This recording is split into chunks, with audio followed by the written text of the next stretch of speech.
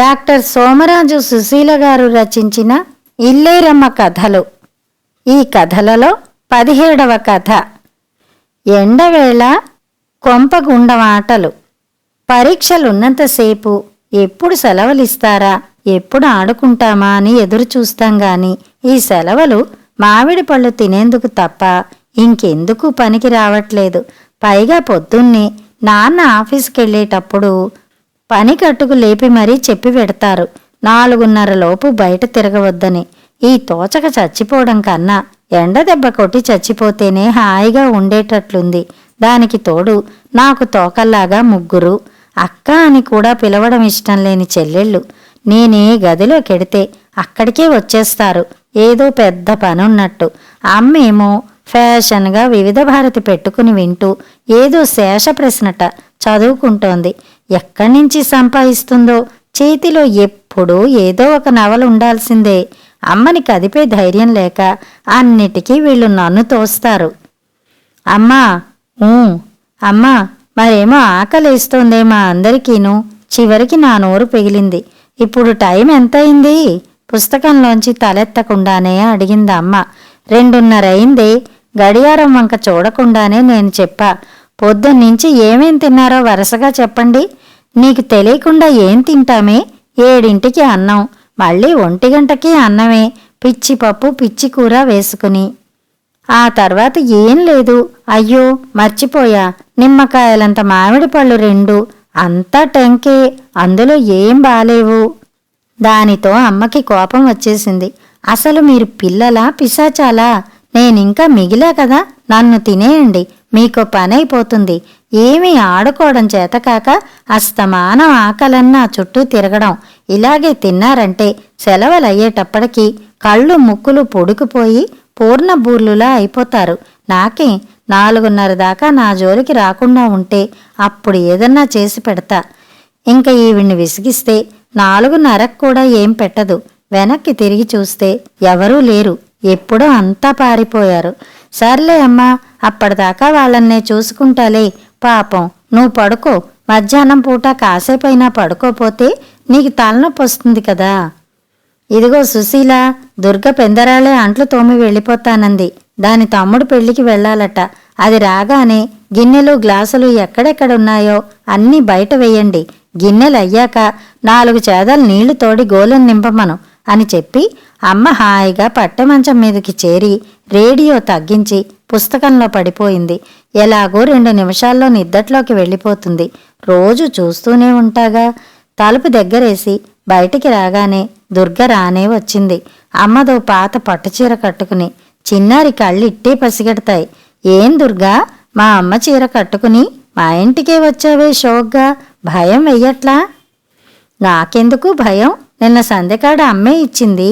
పైట కొంగంతా తూట్లు పడింది గదా అని కట్టట్లేదుట. అందుకని గిన్నెలడేయండి, ఆలస్యం చేయమాకండి. 4 ఒక్క ట్రిప్పులో 8 చేతులతో అంట్లన్నీ బయటపడేశాం. మా అందరి చేతుల మీద నీళ్లు పోసి దాని పని అది చకచకా చేసుకుంటూ ఒక్కసారి తలెత్తి చూసేటప్పటికి 4 అక్కడే కూర్చుని దానికేసి చూస్తున్నాం. ఓరి దేవుడో, నా వంక అట్ట చూస్తున్నారేటి? అమ్మ కనిపెట్టి ఉండమన్నారా ఏంటి? దానికి అసలే ముక్కు మీద కోపం. ఎండలాగ్గుందో, లోనకెళ్ళిపోండి. నాకప్పుడు వచ్చింది ఐడియా. నిన్నెందుకు కనిపెట్టి ఉండడం? నువ్వేం చిన్నపిల్లవి కాదుగా దెబ్బలు తగుల్చుకునేందుకు. మేమే ఊరికే చూసి నేర్చుకుందామని. నువ్వు అంట్లు ఎలా తోముతున్నావో, ఒకవేళ ఎప్పుడన్నా నువ్వు రాలేదనుకో, అంట్లు తోమడం వస్తే మాకే మంచిది కదా. దుర్గ ముఖం ఇంత అయిపోయింది సంతోషంతో. అట్టా అన్నారు బాగుండాది. ఆడపిల్ల అన్నాక అన్ని పనులు వచ్చుండాలా. చేతిలో ఇజ్జి ఉంటే కొట్టదు కదా. మా చిన్నది 3 ఇళ్లలో పనిచేస్తుంది. ఇప్పుడు ఈ గిన్నెలన్నిట్లా 2 చెంబులు నీళ్ళోసి సిటికమంత సేపట్ట వదిలేయాల. ఈ మధ్యలో మంచినీళ్ల గిలాసులు, టిఫిన్ ప్లేట్లు, కొంచెం కుంకుడు పిప్పిలెట్టి అట్టని కడిగేయాల. అప్పుడు ఈ అంట గిన్నెల్ని కొబ్బరి చిప్పల బూడిదుంటది కదా, అది తీసుకుని కొబ్బరి పీచెట్టి గట్టిగా తోమాల. జిడ్డుంటే ఓ పాలి కుంకుడు పింపెట్టి రుద్దేస్తే శుభ్రంగా వచ్చేతాయి. ఇక ఆ మట్టున కుసింత నీళ్లతో ముందు కడిగి మరిన్ని పోసి మళ్ళీ కడిగేయడమే. చూస్తుండగానే గిన్నెలన్నీ తళతళ తోమేసి గట్టు మీద బోర్లించేసింది.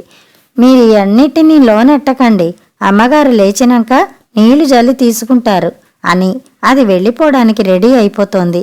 ప్రభువు దయవల్ల నాకు గబుక్కున జ్ఞాపకం వచ్చింది. అమ్మ నిన్ను గోలెంలోకి నీళ్లు తోడమంది. వామ్మో, పెళ్ళోరి బస్సు నా కోసరం ఆగుద్దేంటండి? ముందుగాలో చెప్తే అమ్మగారు కోంపడతారని చెప్పలా. రేపు పొద్దుటాల ఆడపిల్లారింట్లో ఇందులంట. నా నెల్లుండి తెల్లారి పట్లకల్లా వచ్చేత్తా. రేపటికి సర్దుకోమని చెప్పండి. లోనకెళ్ళిపోండమ్మా, వడకొట్టేతాది టయంలో అంటూ చీర శుభ్రంగా దులుపుకుని కుచ్చెళ్ళు మళ్ళీ పెట్టుకుని దుర్గ వెళ్ళిపోయింది. అంట్లు తోమడం మా నలుగురికి వచ్చేసింది కాబట్టి ఇది ఎన్నాళ్ళు రాకపోయినా ఇబ్బంది లేదు. కానీ చూడు, ఈ పని వాళ్ళకు అస్సలు విశ్వాసాలుండవు. అమ్మ మరి మాకు కూడా పరికిణీలు కుట్టించకుండా దానికి అంత చీరపళంగా ఇచ్చేసింది కదా, నీళ్లు తోడకుండానే వెళ్ళిపోయింది. అయినా అదంటేనే అమ్మకి ప్రేమ. నేనేదైనా అంటే నన్నే కేకలేస్తుంది, నాకు అక్కర్లేని విషయాలు లేవని. ఇప్పుడు ఈ నీళ్ల సంగతి ఏం చెయ్యాలిరా భగవంతుడా? గదిలోకెళ్ళి చూస్తే ఇంకా అమ్మ హాయిగా నిద్రపోతూనే ఉంది మహారాణిలా. పోని ఓ పనోటి చేస్తే ఆ నీళ్లు కాసిని మేమే తోడి పెట్టేశామనుకో, పాపం అమ్మ ఎంతో సంతోషిస్తుంది కదా. సెలవులని చెప్పి తిని తిని బూరెల్లా అయిపోకుండా పనులు నేర్చుకుంటున్నావని. దుర్గ పుణ్యమా అని అంట్లు తోమడం ఎలాగూ వచ్చేసింది. ఇంకా నీళ్లు తోడడం ఒకళ్ళు నేర్పేందుకేముంటుంది? ఇన్నాళ్ళు మమ్మల్ని బావి దగ్గరికి వెళ్ళనీకపోబట్టి గాని ఆ పని మాకెప్పుడో వచ్చేసుండేది. ఏ పనులు నేర్చుకోకుండా గాడిదల్లా కోమటి తివాళ ఆడుకుంటూ కూర్చుంటే ఏం ముద్దుగా ఉంటుంది గనక నీళ్లు తోడే ఆట ఆడదామే అంటే చిన్నారి వెంటనే ఒప్పుకుంది. అంటే ఇది మంచి ఆటేనన్నమాట. అసలు ఏ విషయమన్నా దాన్నొప్పించడం కన్నా హిందీ నేర్చుకోవడమే సులువు. ఇందు బుజ్జి మేం ఏం తేలుస్తామోనని మా ముఖాలకేసి చూస్తూ కూర్చున్నారు. చివరికి చిన్నారే చివరి మాట చెప్పింది. ఎలాగూ పెద్దవాళ్ళం అవుతున్నాం కదా, ఈ సెలవుల్లో కొన్ని పనులైనా నేర్చుకుంటే కొత్త స్కూలు తెరిచాక టీచర్ గారికి చెప్పొచ్చు. కానీ మనం బావి దగ్గరికి వెళ్ళామని తెలిస్తే అమ్మ చంపేస్తుంది. కాబట్టి నీళ్లు తోడిన కాసేపు వంటిల్లు బయటనుంచి గొళ్ళెం పెట్టేస్తే ఆ పనవగానే తలుపు తీసేయొచ్చు. అమ్మేమో దుర్గే నీళ్లు తోడి వెళ్ళిపోయిందనుకుంటుంది. పనిలోకి దిగుదామని నూతి దగ్గరికెడితే కాళ్ళు మాడిపోతున్నాయి. అమ్మగాని చూసిందంటే ఎంచక్కా దోశలు పోసుకోవచ్చునని అనుకుంటుంది. కానీ ఇప్పుడు పనవడం ముఖ్యం కదా. ముందుగా గోలెంలో ఉన్న నీళ్లు 10 చెంబులు దిమ్మరిస్తే కాస్త కాలు పెట్టేందుకు వీలయింది. నెత్తి మీద కూడా భలే వేడొచ్చేస్తోంది. అక్కడ ఆరేసిన బట్టల్లోంచి బనీన్లు 2 రుమాళ్ళు తడిపి అందరం తల మీద వేసుకున్నాం. కాకపోతే అది ఊరంత బావి, పెద్ద కొబ్బరితాడు చేద నీళ్లలో పడిపోకుండా గిలక కర్రకి కట్టేసుంది. మా అదృష్టం కొద్దీ తాడు గిలక మీద సరిగానే ఉంది. నలుగురం కలిసి ఒక్కలాగు లాగితే చేద సగం పైగా నీళ్లతో పైదాకా వస్తోంది. కానీ ఆ చేద ఎలా అందుకోవాలో తెలియక ఆలోచనలో పడ్డాం.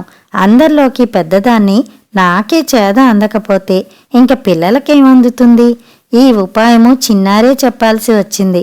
బట్టలు నానబెట్టుకుని ఇనప బకెట్టు బోర్లించి దానిమీద నిలబడితే పెద్దవాళ్లంత పొడుగ్గా ఉంటాం కాబట్టి చేద అందుతుందని. నీళ్లతో చేద పైదాకా వచ్చాక మళ్లీ బావిలోకి దిగిపోకుండా తాడు అది గట్టిగా పట్టుకుంటానంది. నన్నేమో బకెట్టెక్కి చేద అందుకోమంది. ఎంతైనా నేనంటే దానికి ప్రేమే కదా. గబుక్కున నేను నీళ్లలో పడిపోకుండా ఉండడానికని నా కాళ్ళని ఇందుని బుజ్జిని పట్టుకోమంది. తీరా మొదలెట్టాక పాపం ఏమనుకుందో. తాడు పట్టుకునే పని ఇందు కప్పచెప్పి అది నా నడుము, బుజ్జి నా కాళ్ళు పట్టుకోవడం మొదలెట్టారు. అన్ని జాగ్రత్తలు తీసుకున్నాం కాబట్టి అమ్మ లేచి తలుపు బాదకుండానే ఎవరము బావిలో పడకుండానే నీళ్లు తోడేయడం పని అయిపోయింది. నిమిషాల్లో గోలెం పొంగిపోయింది. మళ్ళీ ఆ బనీన్లు రుమాళ్ళు జాడించేసి ఆరేసాం. పనిలో పనిగా అందరం తలా 2 బకెట్ల నీళ్లతో హాయిగా కాళ్ళు చేతులు శుభ్రంగా కడుక్కున్నాం. నిజానికి నీళ్లు తోడే పని అయ్యాక కాళ్ళు కడుక్కోనక్కర్లేదు. కానీ ఇంక సాయంత్రం ఆ పని చేయడం తప్పింది కదా. బట్టలు పూర్తిగా తడిస్తే తడిశాయి గాని అవి వంటి మీద ఆరుతుంటే వేడి గాలి కాస్త ఎంత చల్లగాలిగా మారిపోతోందో. అయినా ఎండవేళ ఇలా ఎంచక్కా నీళ్ల పని పెట్టుకోవాలి గాని వేడివేడి పరుపుల మీద దొల్లితే ఏం వస్తుంది? ఏమైతేనే ఇక రేపటి నుంచి తోచకపోవడం ఉండదు. ఒప్పుకోవాలే గాని ఇంటి వాళ్ళ గోలెం కూడా మేమే నింపేయొచ్చు. నాని, నా చేతులు చూడు ఎంత ఎర్రగా అయ్యాయో. బుజ్జి మహా సంతోషంగా చూపించింది. అందరి చేతులు ఎర్రగా అయ్యాయి గాని ఒకటే మంట. ఇప్పుడు కొబ్బరి నూనె రాసుకుందామంటే ఆ సీసా అమ్మ తలదిక్కున అలమర్లో ఉంది.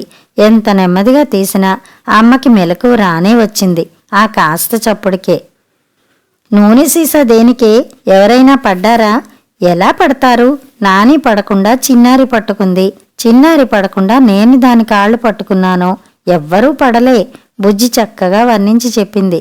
ఏయ్ సుశీల, ఏమిటి బుజ్జి చెప్తోంది? ఏం లేదమ్మా, ఇందు జుట్టు పిచ్చిగూడులా ఉందంటావు కదా, పోనీ నూనె రాసి చిక్కు తీద్దామని.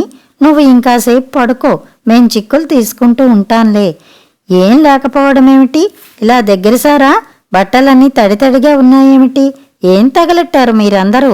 వెంటనే లేచి పెరట్లోకి పరిగెత్తింది. గోలెం నిండా నీళ్లు, తడితడిగా బావి పళ్ళెం, బోర్లా ఉన్న బట్టల బకెట్టు, మా అందరి అరచేతులు మొత్తం మేం ఎవ్వరూ నోరిప్పక్కర్లేకుండానే కథంతా చెప్పాయి. అసలు నేను 4 తగల్నిస్తే వీళ్ళందరికీ బుద్ధొస్తుంది. ఎండవేళ 1 గంట నడుము వాలుద్దామంటే లేకుండా కొంప గుండం చేసే విధవాటలు నువ్వును. తాను తగల్నిచ్చేందుకు మిగల్నిచ్చేందుకు దొరికినప్పుడు కదా. ఎలాగూ మిగతా వాళ్ళనెవ్వళ్ళని ఆవిడ ఏమీ చెయ్యదుగా. కక్షంతా నా మీదే కదా. కథ సమాప్తం.